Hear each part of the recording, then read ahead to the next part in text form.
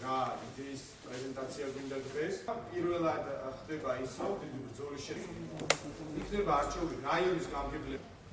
საქართველოს არ არის არჩევითი საქართველოს დიდი ტრადიცია, იმიტომ რომ 12 ჯერ თუ 13 ჯერ შეიცვალა და ეს ხდება ხოლმე შეიძლება საერთოდ კურსში არ იყოს, ასეთნაირად ტარდება ბათუმში უკვე დანიშნული არის ბათუმერიან გამგებელი, არამედ ტარდება წინასწარი ნამდვილი პარტიების გადაწყვეტილება.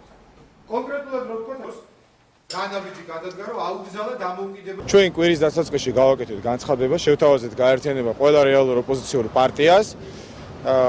ქალბატონი ბურჯანაძიდან მივიღეთ ძალიან გარკვეული პასუხი, ის ერთიანდება ქრისტიან დემოკრატებთან, მან გააკეთა თავისი არჩევანი და ყველა ძალიან კარგად ხვდებით თუ რას ნიშნავს ქრისტიან დემოკრატებთან მისი გაერთიანება. სხვა ოპოზიციურ პარტიებთან ჩვენთან ერთად ჩვენ არაუგვიანეს ორშაბათისა გამოვაცხადებთ ჩვენი რეალური არასაპარლამენტო ოპოზიციური ძალების კოალიციის შექმნას. კუკავა ამ შემთხვევაში არ არის გულწრფელი.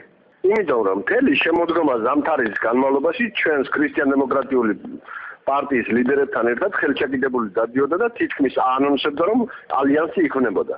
იმ დროს, როდესაც კუკავამ ვერ შეძლო ქალბატონ ნინოსთან საერთო ენოს გამონახვა, ეხლა უკვე შეტევაზე გადავიდა ქრისტიან დემოკრატიულ მოძრაობასთან.